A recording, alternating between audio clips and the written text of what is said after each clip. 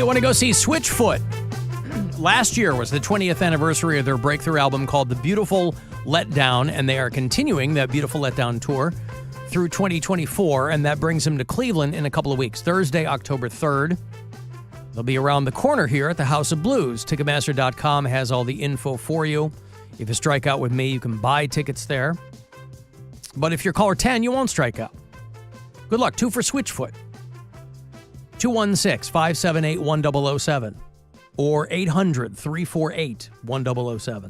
Clevelanders are damn proud of their city. Cleveland! But come on, you were born here. He moved here. This is a man that has endured real torture in a foreign setting. So who's the real hero? I would hope people would listen to our heroes. Alan Cox. On 100.7 WMMS.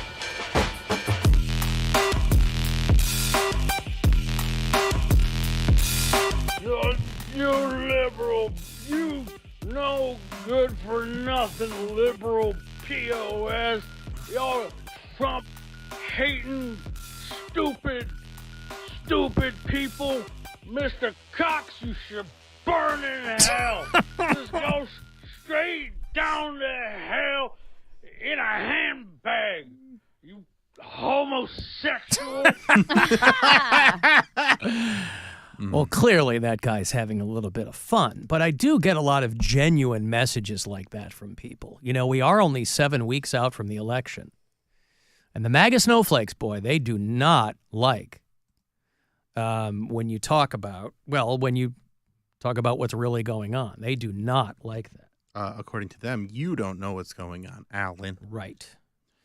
Well, they are going to be very displeased at the long line of liberal guests I have coming up. Comedian Jason Chaney is going to be in tomorrow. You know, Bridget Linton is filling in for Mary tomorrow. Hey. Mary is performing in Charlotte, North Carolina. Well, tomorrow I'm actually in Fayetteville, North Carolina. Oh, fine. But Friday, Saturday, Sunday I'm in Charlotte. At the Comedy Zone. At the Comedy Zone. And then Friday, Bobby Kelly will be here. Comedian Derek Cahill will be here. Jason Alexander will be on the show. Whoa. Paul Reiser will be on the show. And a lot of very exciting people will be joining us in the weeks to come. Guardians baseball. Well, they lost last night to the Twins, so 1 up, 1 down so far in that series, but 2 more to play. 6:40 tonight is Game 3. They will wrap up that series tomorrow afternoon. Ye Old Businessman special. 6:40 tonight is your first pitch on MMS. We'll get out of here around 6:30 and get you right into full-on coverage there. The last road series of the season goes through this weekend.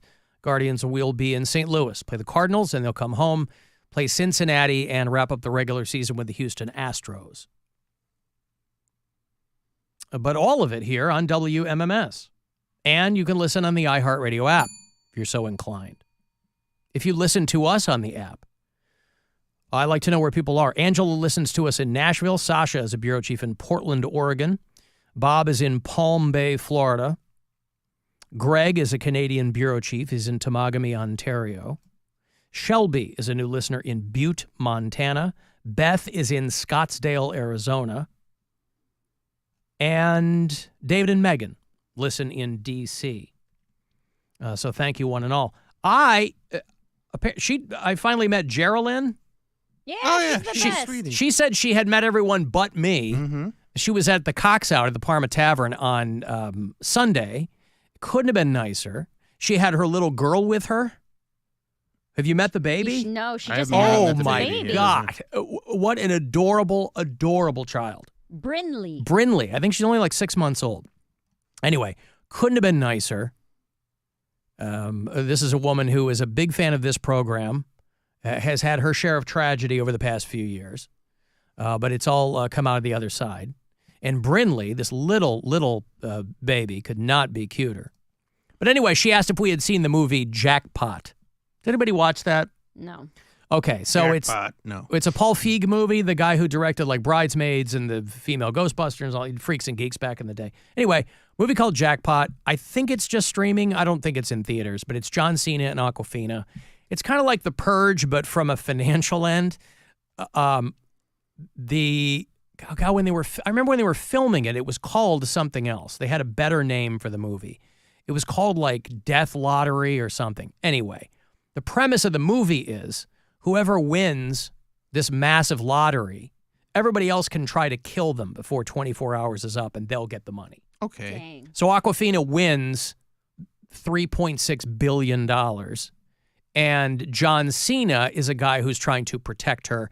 Everyone else is trying to kill her. Like MGK is in this movie. Wasn't there a similar movie with Andy Samberg on Hulu? Jake Johnson had one. Oh, Jake called, Johnson, that's the one. Yeah, it was But Andy called Samberg's in it Personal. too.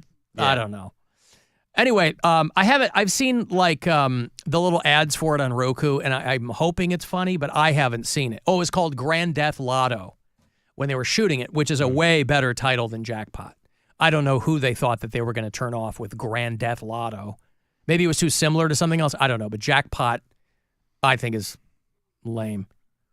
But Awkwafina and John Cena, I'll watch this because I think it's kind of funny. I like Awkwafina. I know a lot of people don't. I think she's in funny stuff. I think she's kind of cute.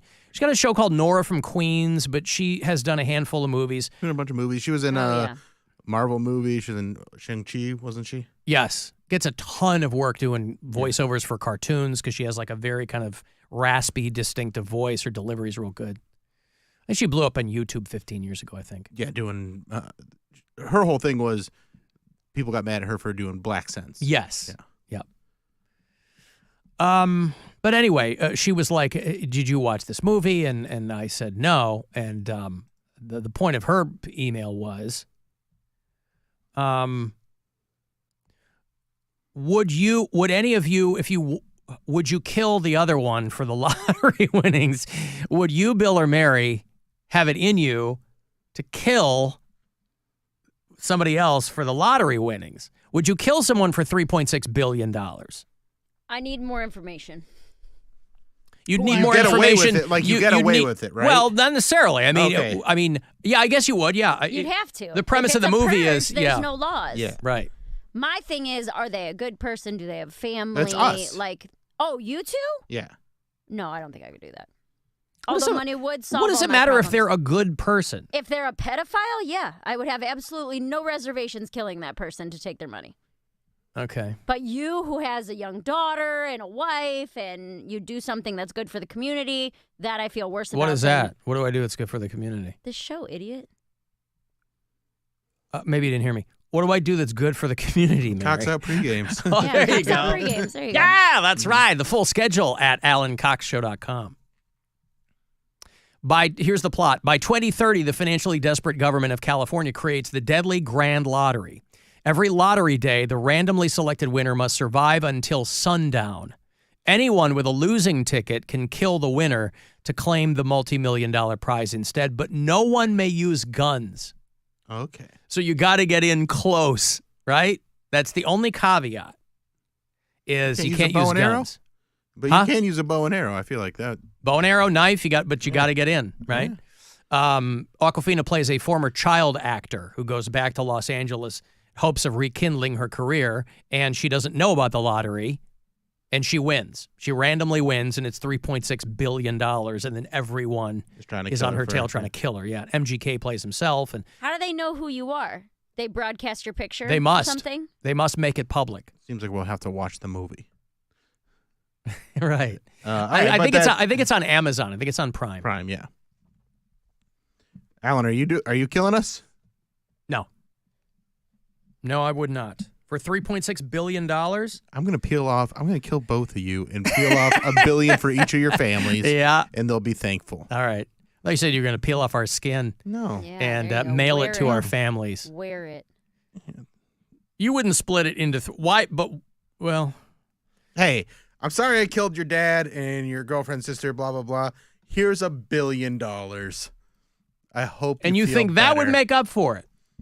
I don't think it'd make up for it, but it hurt a little less. Helen, this is your father speaking from the Alexa.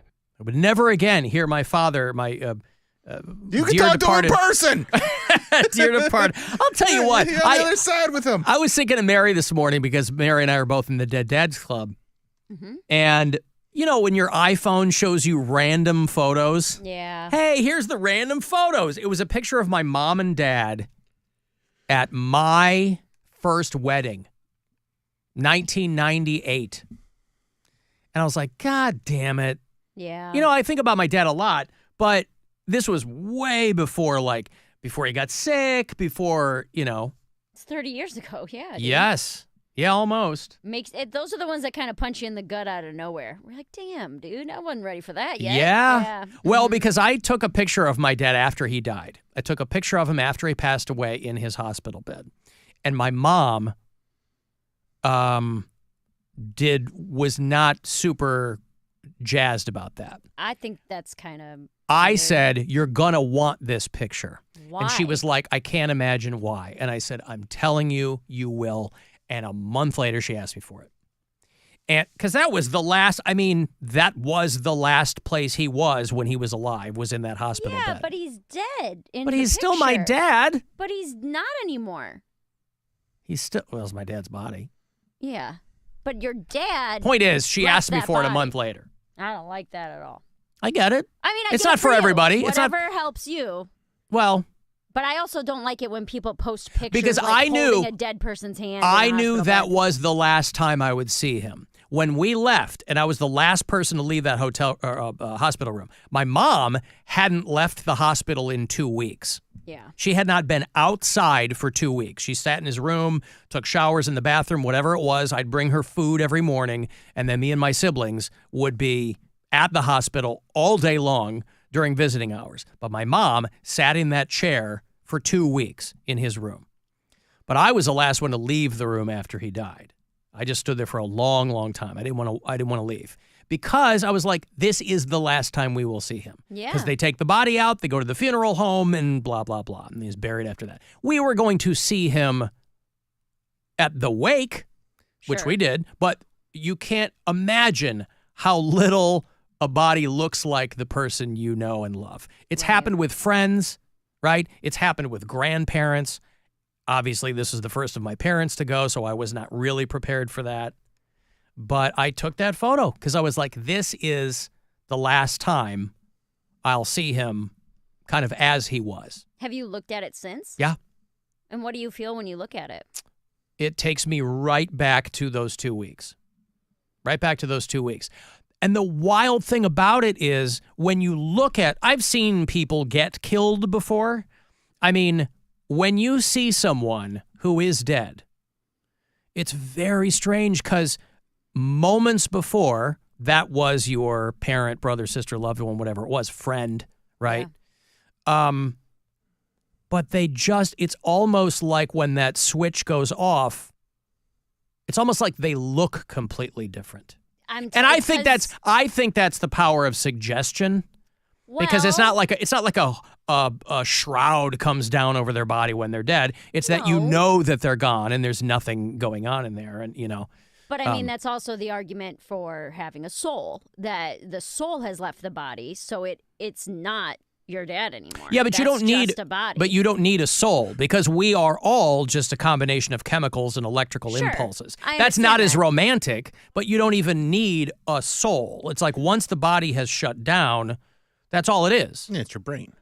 So right, but just your brain shutting off won't make your skin look different in 10 seconds. You know what I mean? In the time it took for him to die for you to take that picture, scientifically, he doesn't look any different. That's what I'm saying. That's why I think it's the power of suggestion. You go, oh my God, but to me, he looked obviously very different. Yeah. And the blood's not moving. The blood's not moving.